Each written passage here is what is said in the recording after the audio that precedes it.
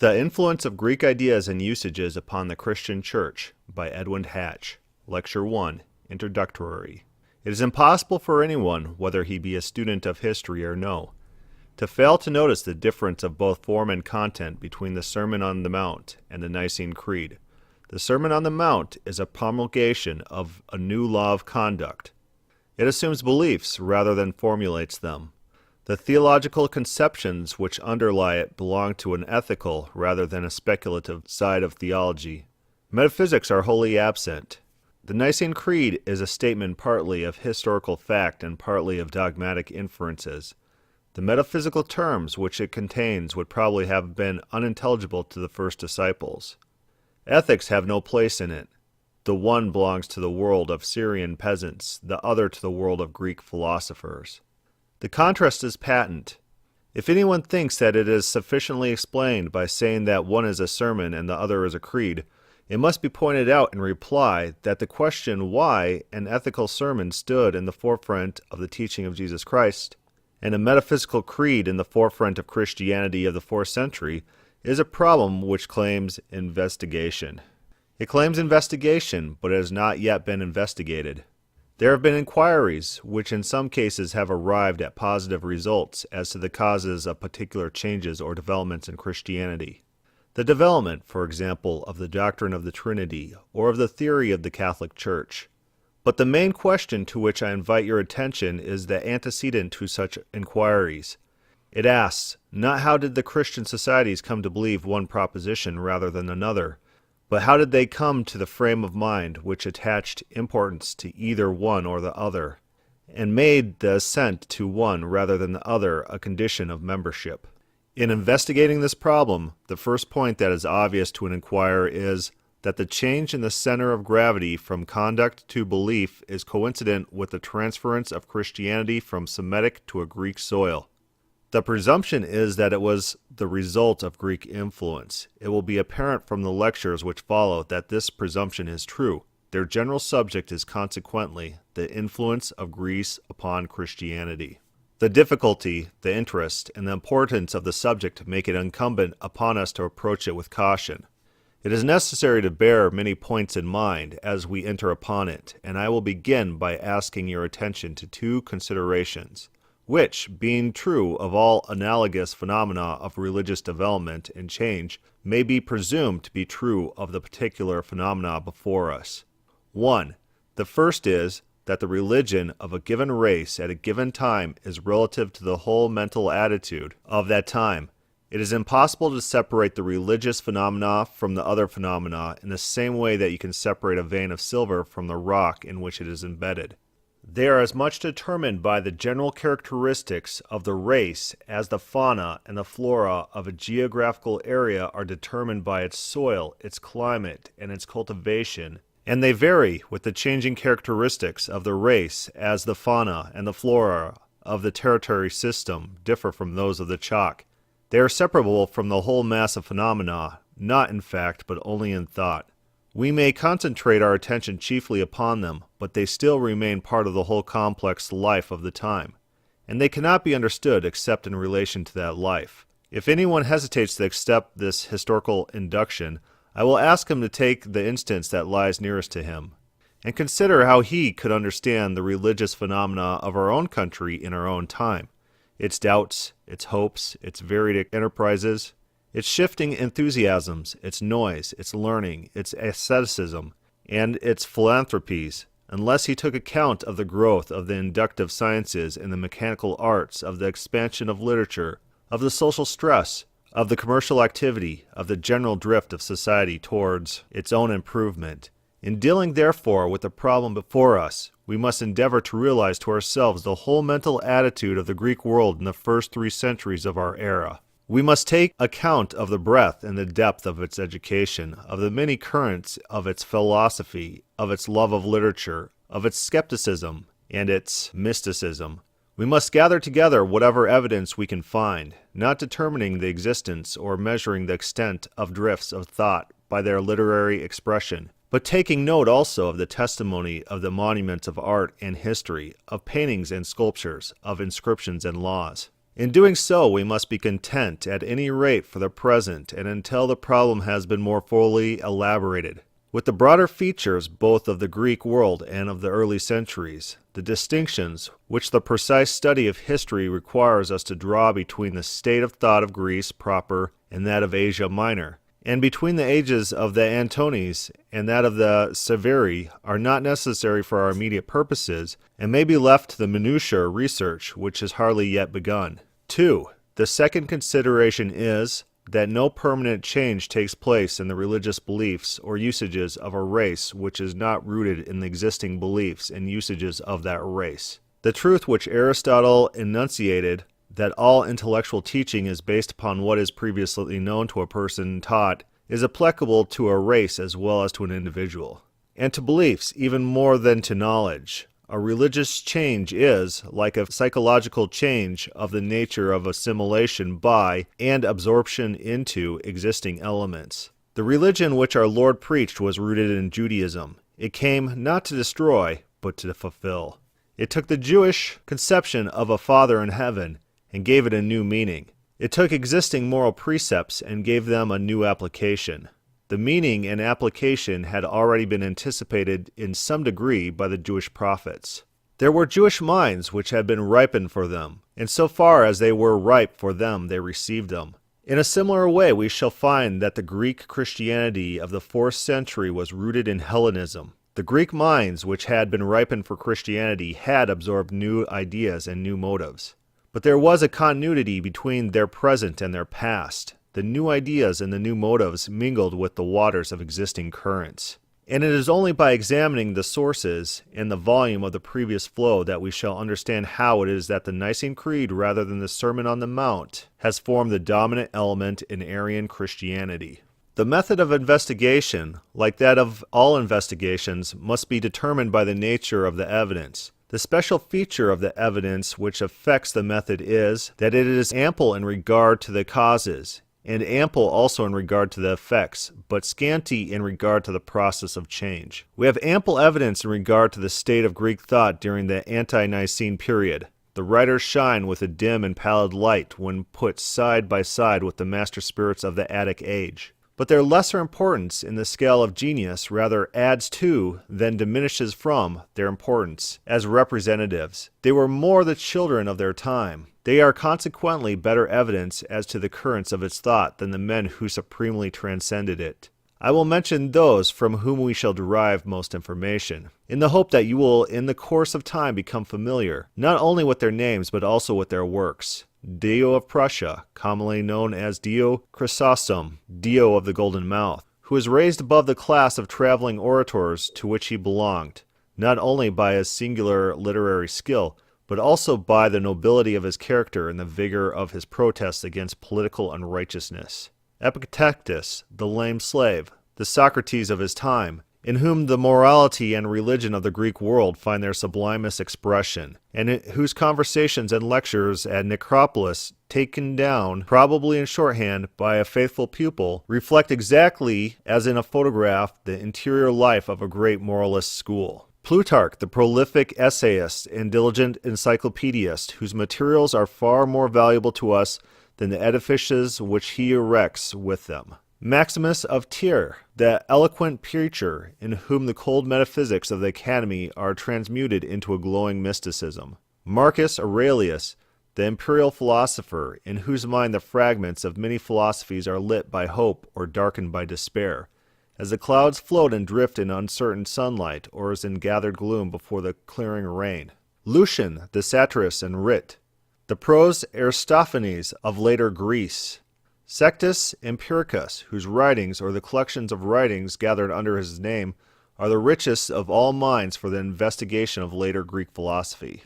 Philostratus, the author of a great religious romance, and of many sketches of the lives of contemporary teachers. It will hardly be an anachronism if we add to these the great syncretist philosopher Philo of Alexandria. For on the one hand he was more Greek than Jew, and on the other several of the works which are gathered together under his name seem to belong to a generation subsequent to his own, and to which the only survivors of the Judeo-Greek schools which lasted on in the great cities of the empire until the verge of Christian times. We have ample evidence also as to the state of Christian thought in the post-Nicene period. The Fathers, Athanasius, Basil, Gregory of Nazianzus, Gregory of Nicaea, and Cyril of Jerusalem, the decrees of general and local councils, the apocryphal and the pseudonymous literature, enable us to form a clear conception of the change which the Greek influences had wrought.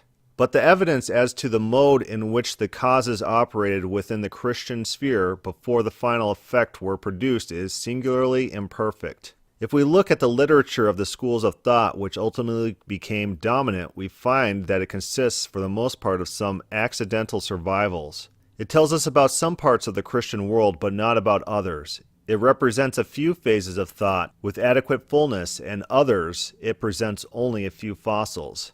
In regard to Palestine, which in the 3rd and 4th centuries was a great center of culture, we have only the evidence of Justin Martyr. In regard to Asia Minor, which seems to have been the chief crucible for the alchemy of transmutation, we have but such scanty fragments as those of Melito and Gregory of Neocassandria. The largest and most important monuments are those of Alexandria, the works of Clement and of Origen, which represent a stage of singular interest in the process of philosophical development. Of the Italian writers, we have little that is genuine besides Hippolytus. Of Galatian writers, we have chiefly Irenaeus, whose results are important as being the earliest formulating of the opinions which ultimately became dominant, but of whose method is mainly interesting as an example of the dreary polemics of the rhetorical schools.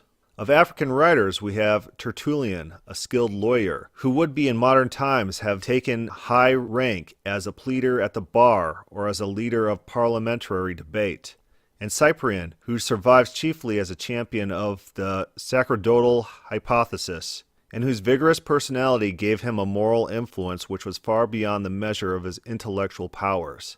The evidence is not only imperfect but also insufficient in relation to the effects that were produced. Writers of the stamp of Justin and Irenaeus are wholly inadequate to account for either the conversion of the educated world to Christianity or for the forms which Christianity assumed when the educated world had molded it. And if we look for the literature of the schools of thought which were ultimately branded as heretical, we look almost wholly in vain. What the earliest Christian philosophers thought we know with comparatively insignificant exceptions only from the writings of their opponents. They were subject to a double hate, that of the heathen schools which they had left, and that of the Christians who they were saying non possumus, to philosophy.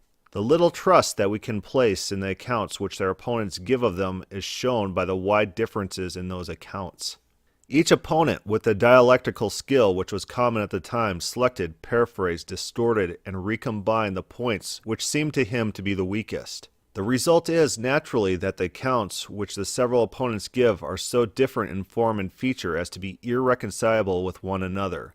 It was so also with the heathen opponents of Christianity. With one important exception, we cannot tell how the new religion struck a dispassionate outside observer, or why it was that it left so many philosophers outside its fold. Then as now, the forces of human nature were at work. The tendency to disparage and suppress an opponent is not peculiar to the early ages of Christianity. When the associated Christian communities won at length their hard-fought battle, they burned the enemy's camp. This fact of the scantiness and inadequacy of the evidence as to the process of transformation has led to two results which constitute difficulties and dangers in our path. 1. The one is the tendency to overrate the value of the evidence that has survived. When only 2 or 3 monuments of the great movement remain, it is difficult to appreciate the degree in which those monuments are representative. We tend at almost all times to attach an exaggerated importance to individual writers, the writers who have molded the thoughts of their contemporaries, instead of being molded by them, are always few in number and exceptional. We tend also to attach an undue importance to the phrases which occur in such writers. Few, if any, writers write with the precision of a legal document, and the inverted pyramids which have been built upon chance phrases of Clement or Justin are monuments of caution which we shall do well to keep before our eyes. 2.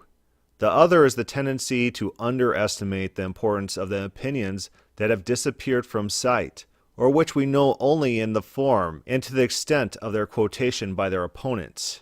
If we were to trust the histories that are commonly current, we should believe that there was from the first a body of doctrine of which certain writers were the recognized exponents, and that outside this body of doctrine there was only the play of more or less insignificant opinions, like a fitful guerrilla warfare on the flanks of a great army. Whereas what we really find on examining the evidence is that out of a mass of opinions which were for a long time fought as equals upon equal grounds, there was formed a vast alliance which was strong enough to shake off the extremes, at once of conservatism and of speculation, but in which the speculation whose monuments have perished had no less a share than the conservatism of which some monuments have survived.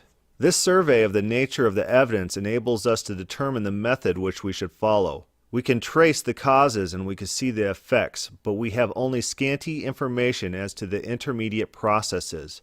If the evidence as to those processes existed in greater mass, if the writings of those who have made the first tentative efforts to give Christianity a Greek form had been preserved to us, it might have been possible to follow in order of time and country the influences of the several groups of ideas upon the several groups of Christians. This method has been attempted with questionable success by some of who have investigated the history of particular doctrines. But it is impossible to depreciate too strongly the habit of erecting theories upon historical quicksands, and I propose to pursue the surer path to which the nature of the evidence points, by stating the causes, by viewing them in relation to the effects, and by considering how far they were adequate in respect of both mass and complexity to produce those effects.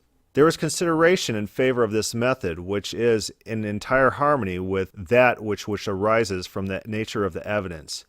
It is that the changes that took place were gradual and at first hardly perceptible. It would possibly be impossible, even if we were in possession of ampler evidence, to assign a definitive cause and a definitive date for the introduction of each separate idea. For the early years of Christianity were in some respects like the early years of our lives. It has sometimes been thought that those early years are the most important years in the education of all of us. We learn then, we hardly know how, through effort and struggle and innocent mistakes, to use our eyes and our ears, to measure distance and direction by a process which ascends by unconscious steps to the certainty which we feel in our maturity. We are helped in doing so to an incalculable degree by the accumulated experience of mankind, which is stored up in language, but the growth is our own, the unconscious development of our own powers. It was in some such unconscious way that Christian thought from the earlier centuries gradually acquired the form which we find when it emerges, as it were, into the developed manhood of the 4th century. Greek philosophy helped its development, as language helps a child, but the assimilation of it can no more be traced from year to year than the growth of the body can be traced from day to day. We shall begin therefore by looking at several groups of facts of the age in which Christianity grew, and endeavor, when we have looked at them, to estimate their influence upon it. We shall look at the facts which indicate the state of education. We shall find that it was an age that was penetrated with culture, and that necessarily gave to all ideas which it absorbed a cultured and, so to speak, scholastic form. We shall look at the facts which indicate the state of literature.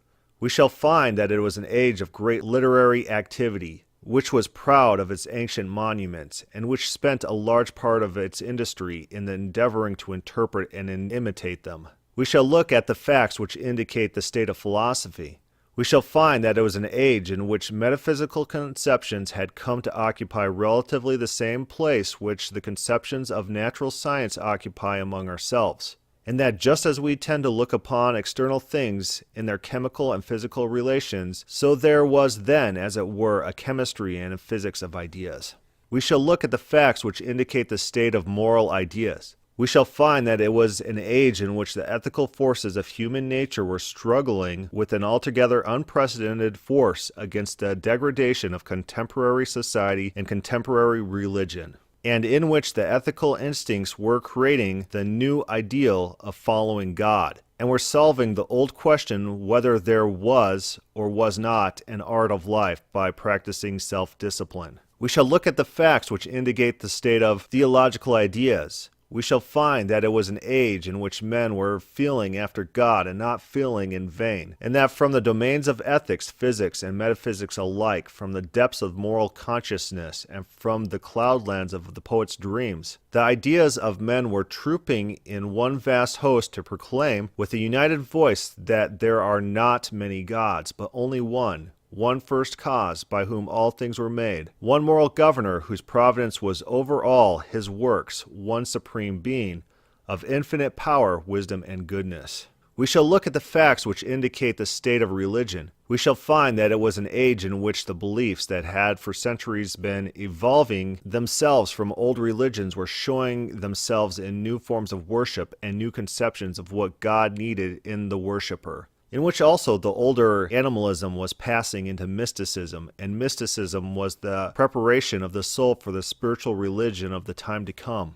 We shall then, in the case of each great group of ideas, endeavor to ascertain from the earliest Christian documents the original Christian ideas upon which they acted, and then compare the latter with the earlier form of those Christian ideas, and finally examine the combined result of all the influences that were at work upon the mental attitude of the Christian world and upon the basis of Christian association. I should be glad if I could at once proceed to examine some of these groups of facts, but since the object which I have in view is not so much to lead you to any conclusions of my own as to invite you to walk with me in comparatively untrodden paths, and to urge those of you who have the leisure for historical investigations to explore them for yourselves more fully than I have been able to do. And since the main difficulties of the investigation lie less in the facts themselves than in the attitude of mind in which they are approached, I feel that I should fail of my purpose if I did not linger still upon the threshold to say something of the personal equation that we must make before we can become either accurate observers or impartial judges.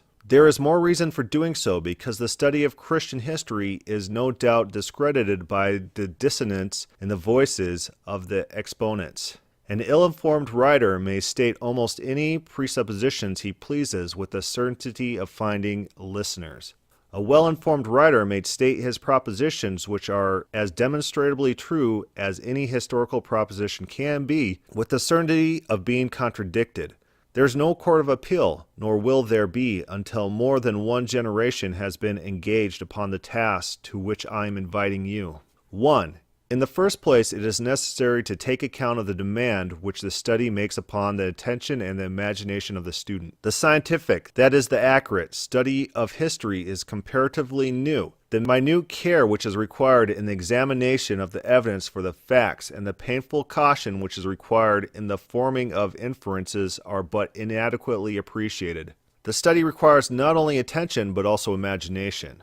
A student must have something analogous to the power of the dramaticist before he can realize the scenery of the vanished age, or watch, as in a moving panorama, the series and sequence of its events. He must have that power in a still greater degree before he can so throw himself into a bygone time as to be able to enter into the motives of the actors, and to imagine how, having such and such a character and surrounded by such and such circumstances, he would himself have thought and felt and acted. But the greatest demand that can be made upon either the attention or the imagination of a student is that which is made by such a problem as the present, which requires us to realize the attitude of mind, not of one man, but of a generation of men, to move with their movements, to float upon the current of their thoughts, and to pass with them from one attitude of mind to another.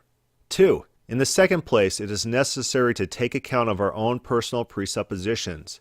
Most of us come to the study of the subject already knowing something about it. It is a comparatively easy task for a lecturer to present, and for a hearer to realize, an accurate picture of, for example, the religion of Mexico or of Peru, because the mind of the student when he begins the study is a comparatively blank sheet. But most of us bring to the study of Christian history a number of conclusions already formed. We tend to beg the question before we examine it. We have before us on one hand the ideas and the usages of early Christianity, on the other hand the ideas and usages of imperial Greece. We bring to the former the thoughts, the associations, the sacred memories, the happy dreams which have been rising up around us one by one since our childhood.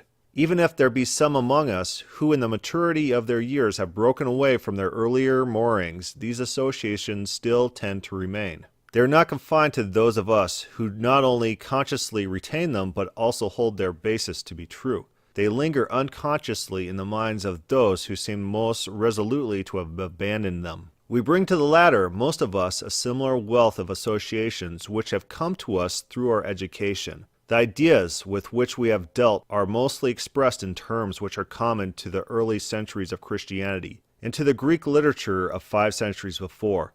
The terms are the same, but their meaning is different. Those of us who have studied Greek literature tend to attach to them the connotation which they had at Athens when Greek literature was in its most perfect flower. We ignore the long interval of time and the new connotation which, by an inevitable law of language, had in the course of centuries clustered around the old nucleus of meaning. The terms have in some cases come down by direct transmission into our own language. They have in such cases gathered to themselves wholly new meanings, which, until we consciously hold them up to the light, seem to us to form part of the original meaning and are with difficulty disentangled. We bring to both the Christian and the Greek world the inductions respecting them which have been already made by ourselves and by others.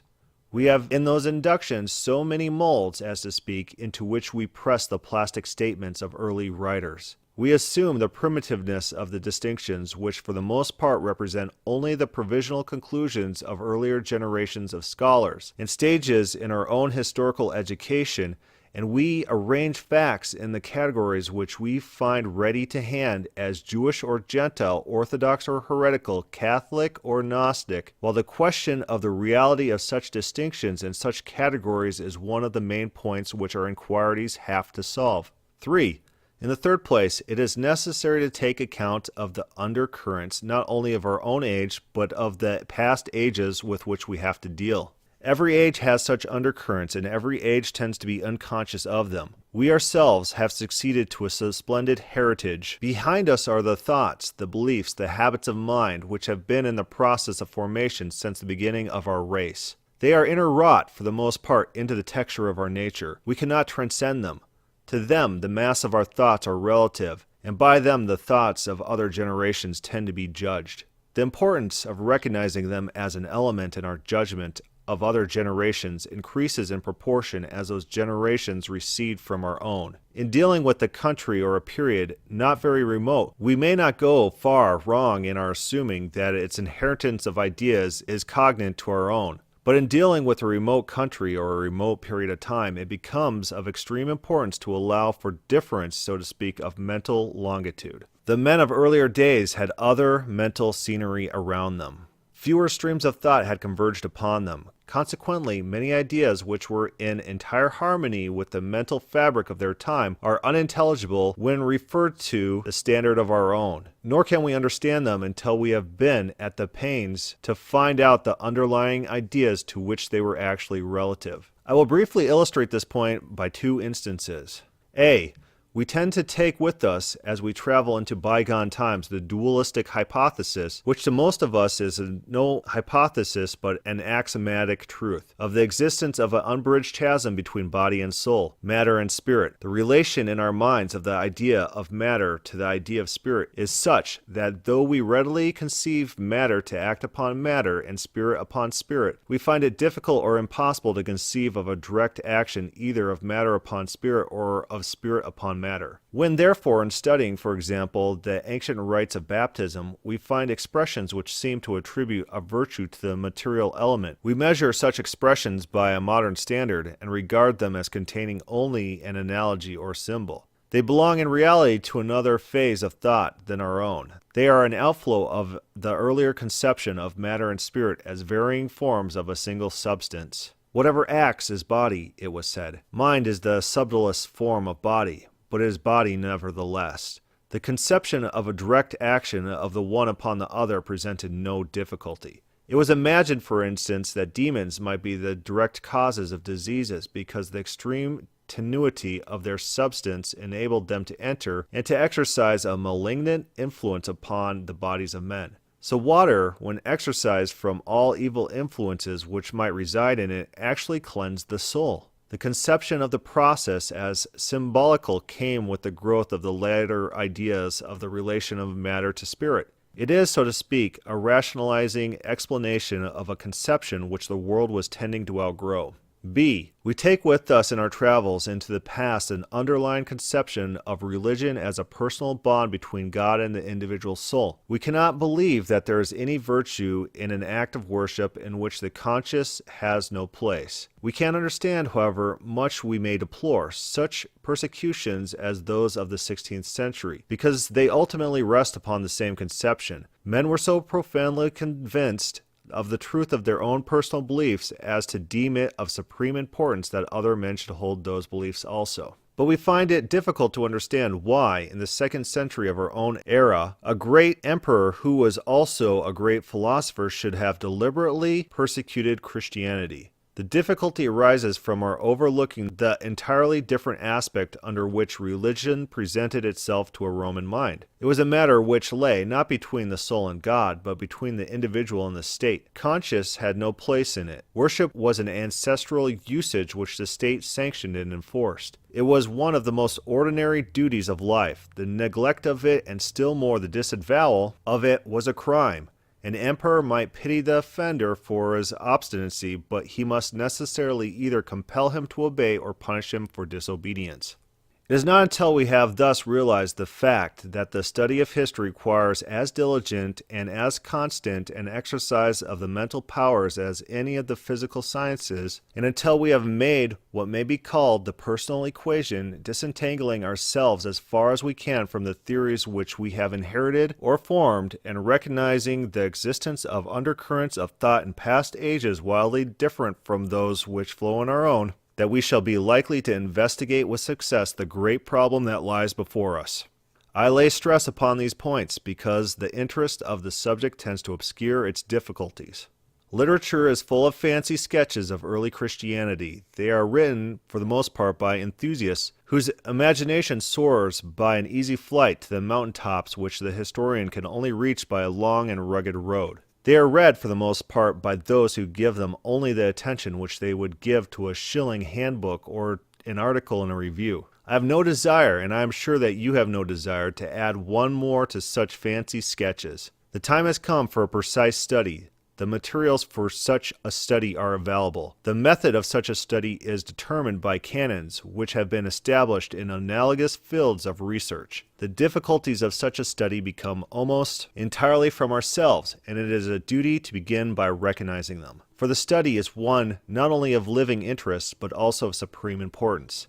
Other history may be more or less antiquarian. Its ultimate result may only be to gratify our curiosity and to add to the stores of our knowledge. But Christianity claims to be a present guide of our lives. It has been so large a factor in the moral development of our race that we cannot set aside its claim unheard. Neither can we admit it until we know what Christianity is. 1,000 dissonant voices are each of them professing to speak in its name. The appeal lies from them to its documents and to its history. In order to know what it is, we must first know both what it professed to be and what it has been. The study of the one is a complement of the other, but is with the latter only that we have at present to do. We may enter upon the study with confidence because it is a scientific inquiry. We may hear, if we will, the solemn tramp of the science of history marching slowly, but marching always to conquest. It is marching in our day almost for the first time into the domain of Christian history. Upon its flanks, as upon the flanks of the physical sciences, there are scouts and skirmishers, who venture sometimes into morasses where there is no foothold, and into ravines from which there is no issue. But the science is marching on. Vestigia nulla retrorsum. It marches, as the physical sciences have marched, with the firm tread of certainty. It meets, as the physical sciences have met, with opposition, and even with contumely. In front of us, as in front of the physical sciences, is chaos. Behind it is order. We may march in its progress, not only with the confidence of scientific certainty, but also with the confidence of Christian faith. It may show some things to be derived which we thought to be original, and some things to be compound which we thought to be incapable of analysis, and some things to be phantoms which we thought to be realities.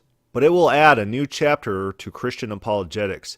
It will confirm the divinity of Christianity by showing it to be in harmony with all else that we believe to be divine. Its result will take their place among those truths which burn in the souls of men with a fire that cannot be quenched, and light up the darkness of this stormy sky with a light that is never dim. End of Lecture 1. The Influence of Greek Ideas and Usages upon the Christian Church by Edwin Hatch.